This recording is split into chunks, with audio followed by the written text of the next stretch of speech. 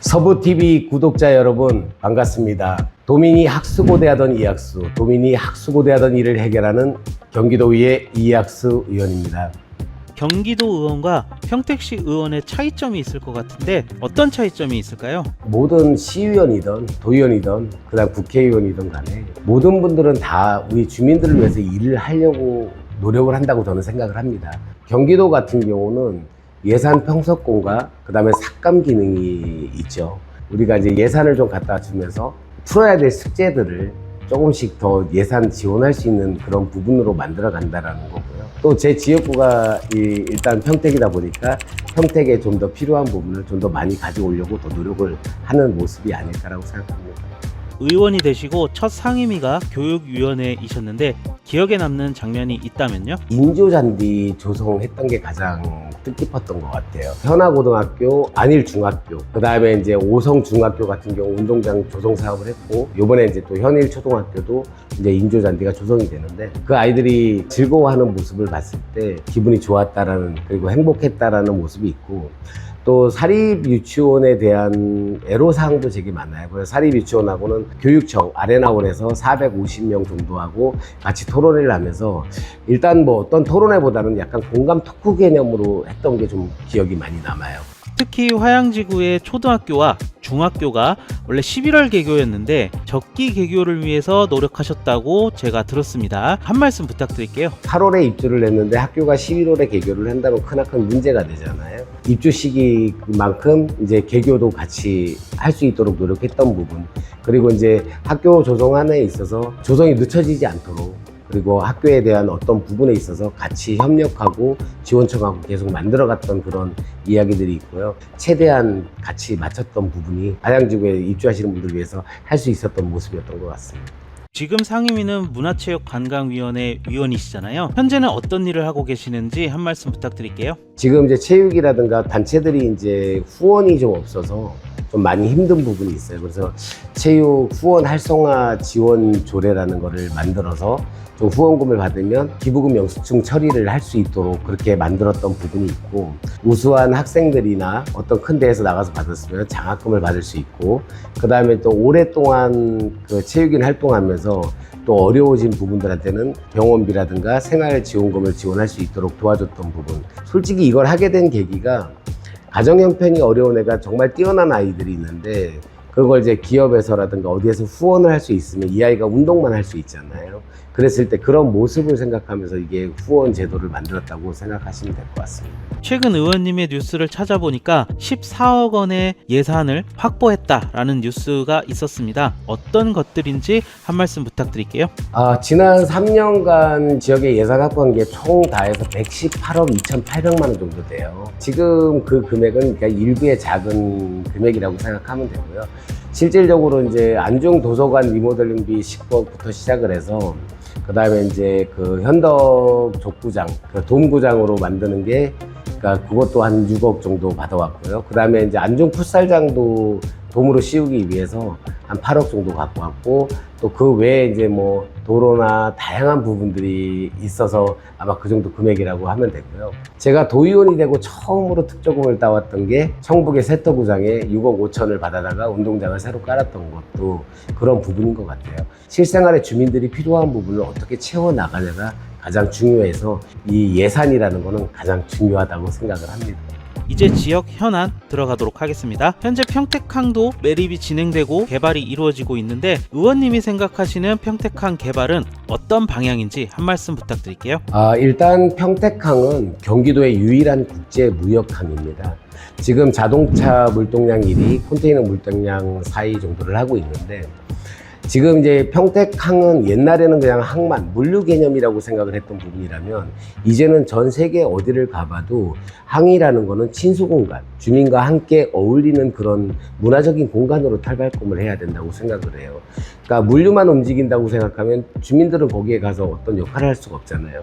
근데 이제 실질적으로 다른 항만들 가보면 하나의 관광 코스 같은 역할들을 많이 하고 있어요. 그러니까 현덕지구 같은 경우는 18년째 지금 표류를 하고 있는 상태인데, 공익적으로 개발을 해서 2027년 말부터 이제 보상이나 이런 게 들어간다고 지금 준비가 되어 있습니다. 그래서 평택항이 발전을 해야 이 서부 지역이 발전한다고 생각을 해서 권한이 있는 사람에게 많이 진행을 해야 된다고 생각을 합니다. 제가 의원이 되고 처음 5분 발언이나 도정 질의를 했던 게 평택항에 관련 현덕지구 관련 그 배후단지, 그 다음에 이제 도정 질의할 때도 이제 김동연 도지사님과 그 평택항의 이제 그런 문제점들을 많이 얘기를 했던 것 같아요.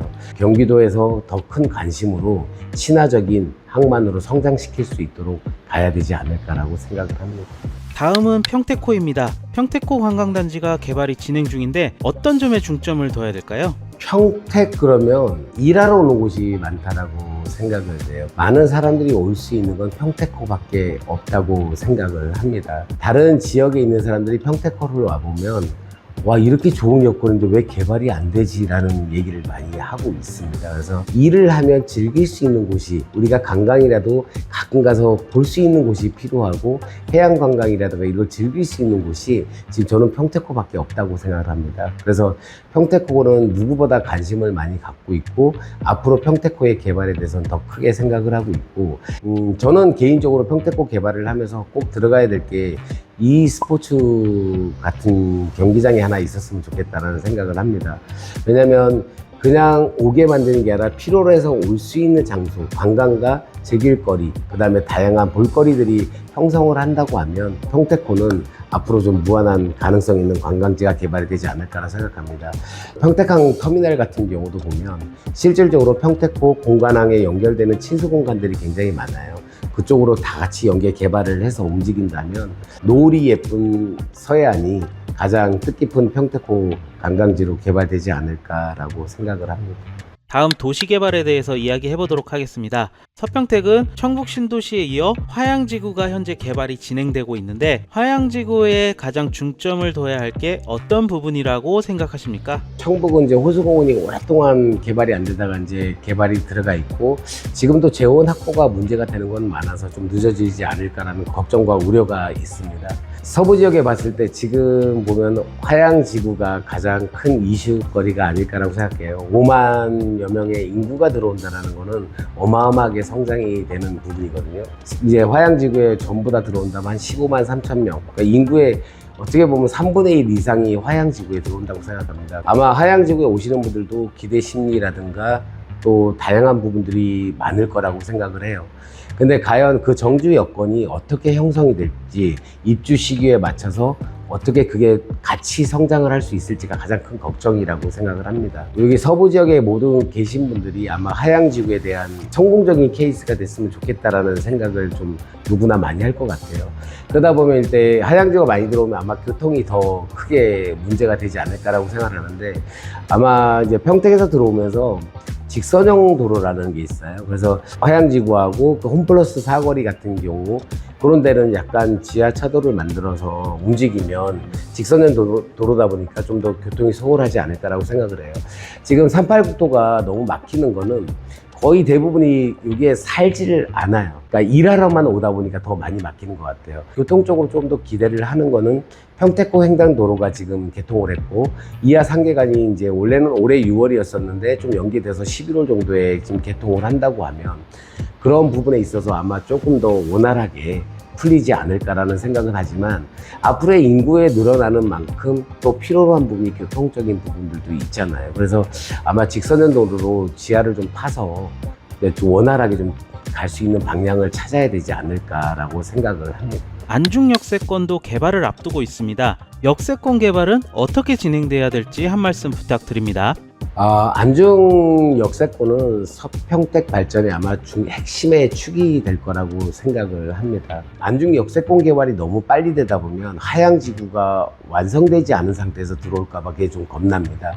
지금 뭐 조합 측에서도 지금 도로가 연결되는 도로조차도 지금 뚫리지 않은 부분이 있어서 하양지구에 들어오시는 입주자분들이 아마 불만이 되게 많을 거라고 생각을 해요. 그래서 이제 조합 측하고도 최대한 빨리 좀 개통될 수 있도록 노력을 하고, 이런 모든 부분이 아마 안중 역세권의 연결도리처럼 안중 역세권이 개발함에 있어서 모든 도로는 완벽하게 뚫려야 이 지역에 있는 모든 분들이 같이 원활하게 가지 않을까라고 생각을 합니다. 그래서 지금 같은 입장에서는 안중 역세권의 중점을 굉장히 많이 둘 수밖에 없겠지만, 지금 1차적인 건 하양지구 쪽에서 연결되는 부분들도 가장 먼저 우선시 돼야 된다고 생각을 하고 있습니다. 현재 평택항의 매립과 또 현덕지구 개발도 앞두고 있는데 이런 일자리 부분이 계속 늘어남으로 인해서 평택항이 어떤 역할을 해야 하는지 한 말씀 부탁드립니다. 평택항과 그 현덕지구는 아마 우리 서부 지역의 미래의 먹거리가 아닐까라고 생각을 해요. 맨 처음에는 이 지역에 있는 사람들은 그 평택항의 중요성을 잘 몰랐었어요. 어떤 사람이든 간에 관여를 안 하거나 내가 거기에 있지 않으면 관심상으로 벗어났던 부분이었거든요. 근데 이제 시간이 흐르다 보니까 지금은 이제 거기에 대한 먹거리들이 정말 많다라는 걸 느끼면서 좀 더 많이 이제 그쪽으로 관심들을 좀 많이 갖는 것 같아요. 그 관심을 많이 갖는 만큼 우리 지역의 주민의 어떤 혜택들이라든가 이 지역의 주민들이 좀 더 많이 그 일자리로 갈 수 있도록, 그래서 부모와 아이가 멀리 떨어지는 게 아니라 서부 지역에 태어나서 서부 지역에서 같이 살아가는 그런 항만이 되기를 좀 기대를 하고 있다고 생각합니다. 긴 시간 인터뷰 응해주셔서 감사드리고요. 이제 앞으로 의원님의 의정 활동과 앞으로의 계획 한 말씀 부탁드립니다. 지난 3년간 이제 제도와 예산을 기틀을 마련했다면 이제 앞으로 남은 1년은 그 결과물을 보여야 될다라고 생각을 합니다. 준비 중인 평택항 특위 구성을 해서 평택항이 이제 좀 더 잘 만들어질 수 있도록, 그리고 관광과 물류 쪽이 성장할 수 있도록 준비를 해야 되지 않을까라고 생각을 하고요. 또 하나가 이제 이 서부 쪽은 교육 사각지대라고 해도 된다고 생각합니다. 그래서 현아고의 자립형 공립고, 그 포승에 원래 한민고를 만들고 싶었지만은 이제 포승 지역 주민들이 이제 이전하는 걸 반대해서 송담 그 초등학교 부지에다가 그 한민고를 또 만듭니다. 그게 또 자립형 공립고가 되고요. 앞으로 이 학교가 좀 성장을 해야 아마 지역 주민들도 이사를 안 가고 같이 살지 않을까라고 생각을 합니다. 그런 점에 있어서 앞으로 제가 만들어야 되고 제가 실천하고 끝까지 책임져야 될 부분들이 교육 쪽이나 그다음에 관광, 그다음에 이제 문화 쪽으로 좀 더 신경을 더 쓰도록 하겠습니다. 마지막으로 저희 구독자분들에게 끝인사 부탁드립니다. 오늘 이런 인터뷰를 통해서 만들어갔던 얘기들, 그리고 지나온 시간들을 다시 한번 되돌려 봤지만 앞으로의 시간이 더 중요하다고 생각해서 우리 서부TV 구독자 여러분들과 그리고 우리 평택 지역을 더 발전시킬 수 있도록 한 걸음 더 뛰고 한 걸음 더 다가가는 그런 모습 보여서 하나하나 만들어가는 모습 보이도록 하겠습니다. 고맙습니다.